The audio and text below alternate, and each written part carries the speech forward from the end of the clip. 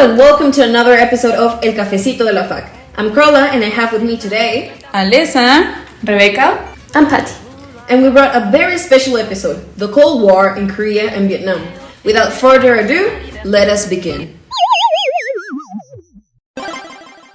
To approach the topic, our framework will be the duration of the Cold War, meaning 1945 with Churchill's Iron Curtain speech to the fall of the Berlin Wall in 1989. And we will study the wars fought in Vietnam and Korea.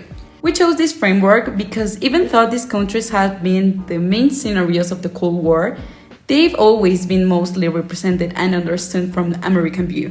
Let's think of movies like Full Metal Jacket or Forrest Gump.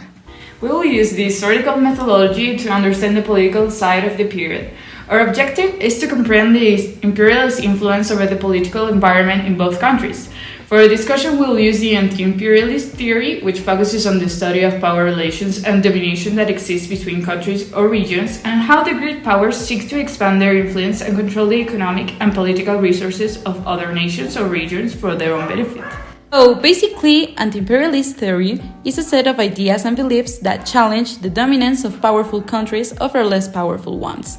Yes, and in this context, this theory will help us understand the involvement of the United States and the Soviet Union in the conflicts in Korea and Vietnam, where competition for influence and control of resources was a key factor. Besides anti-imperialism, we will use a key concept, that is Orientalism. For Edward Said, is a style of thought based on the ontological and epistemological distinction established between East and West.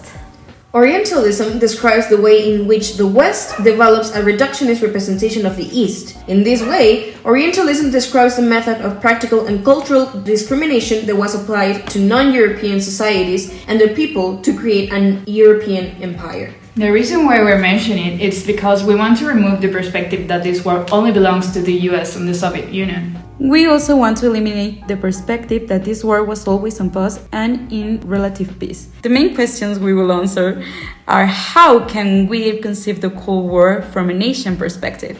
Did the Cold War really end with the fall of Berlin Wall? And to understand the transitions between the war and the post-Cold War in Asia. Before the Cold War, Vietnam had been a French colony until the end of World War II. The Japanese invaded the territory and then the Vietnamese communist leaders saw an opportunity to stand against them. Among those leaders was Nguyen Sinh Cung, aka Ho Chi Minh, who formed the League for the Independence of Vietnam, or Viet Minh. They established the Democratic Republic of Vietnam. But there were other plans for Vietnam from other countries. China wanted to maintain the military occupation of the north, meanwhile the British the south, because they wanted to restore the previous French colony. Where does the US get involved in all of this? Well, by 1954, the Americans were covering 80% of the French expenses. Here we can clearly see the American need to impose their power in the Cold War context. So, what about the war? The Vietnam War occurred from 1955 to 1975 in Vietnam, Laos, and Cambodia. It was fought between the communist government of North Vietnam and the government of South Vietnam, which was supported by the US and other anti-communist allies. And again, where does the US come in militarily? In 1964, the Gulf of Tonkin incident occurred, where the US Navy ships were allegedly attacked by North Vietnam. The US Congress then passed the Gulf Tonkin Resolution, authorizing the president to use military force to protect the US interests in Vietnam. The conflict was marked by guerrilla warfare, bombings, and other violent tactics. The US and its allies deployed large number of troops and conducted a massive bombing campaign against North Vietnam. However, these efforts weren't enough, and the war ended in 1975 with the capture of Saigon by North Vietnamese forces. The country was then reunified under the communist rule. The war was seen as a struggle for the independence and self-determination of the Vietnamese people against foreign intervention. Anti-imperialists saw the United States' involvement in the war as an attempt to impose its will on a sovereign nation driven by economic and political interest, rather than concern for the well-being of the Vietnamese people. They also criticized the US for the use of military force, which resulted in widespread death and destruction of Vietnam. Furthermore, anti-imperialists viewed the war as a part of a broader global struggle against imperialism and neocolonialism. This war was seen as one of many examples of Western powers using military force to maintain their dominance over the other countries and exploit their resources. So, on the other hand, the Korean peninsula was under Japanese control since 1905. When Japan lost the Second World War, the Korean War took place from 1950 to 1953.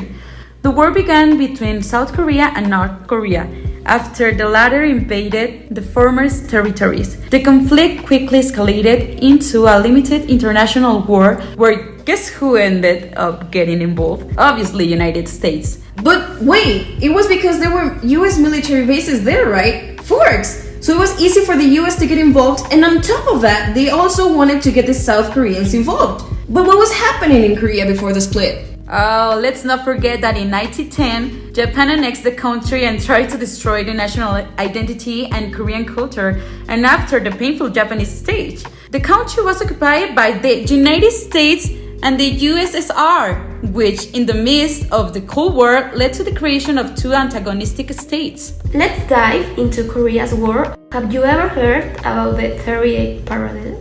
Yeah, I think I've heard something about 38 something. The 38 parallel divided Korea into parts, creating a border between North Korea and South Korea. It could be said that it was the provisional demarcation agreed in 1945 by Washington and Moscow to separate the troops of both countries that were fighting the Japanese and avoid incidents. Have in mind, after the military draw led to the opening of negotiations that concluded in 1953 with the signing of the armistice in Panmunjom, where a new demarcation line was agreed that meanders around the 38 parallel, the demilitarized zone is considered the last frontier of the Cold War. Now, let's talk about our theory and this conflict. Anti-imperialist theory on the Korean War views the conflict as a struggle against the imperialist ambitions of the United States and its allies in the region. The anti-imperialists argued that the United States was using the conflict to expand its influence and power in Asia, and that the war was ultimately about control of the region's resources and markets. Anti-imperialists also criticized the US for its use of military force in Korea, arguing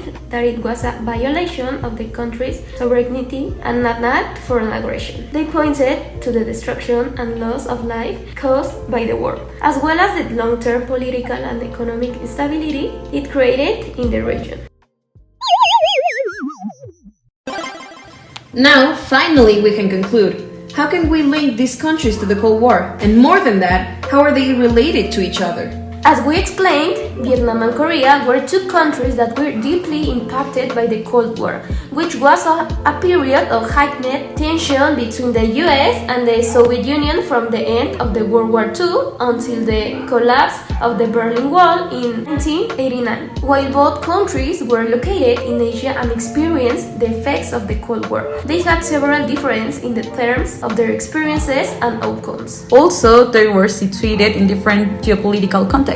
While Korea was divided into following World War II, Vietnam was a French colony that had been occupied by the Japanese during the war. The division of Korea was a result of the conflict between the Soviet Union and the United States over influence in the region, while Vietnam's struggles for independence from France was a part of a large anti-colonial movement. In that sense, we need to mention the difference that was the division of territories both in Vietnam and Korea. North Korea received significant military and economic support from the Soviet Union and China, while North Vietnam received support from the Soviet Union and other communist countries such as Cuba. However, North Korea was more isolated internationally, while North Vietnam received more support from the non-aligned movement and other countries in the global south. The Korean War actually never ended, and the country, as we know, still remains divided into North and South Korea to this day. In contrast, the Vietnam War ended with the unification of North and South Vietnam under the communist rule.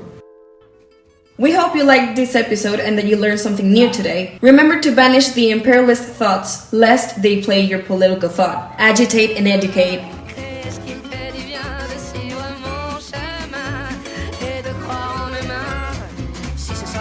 C'est ainsi.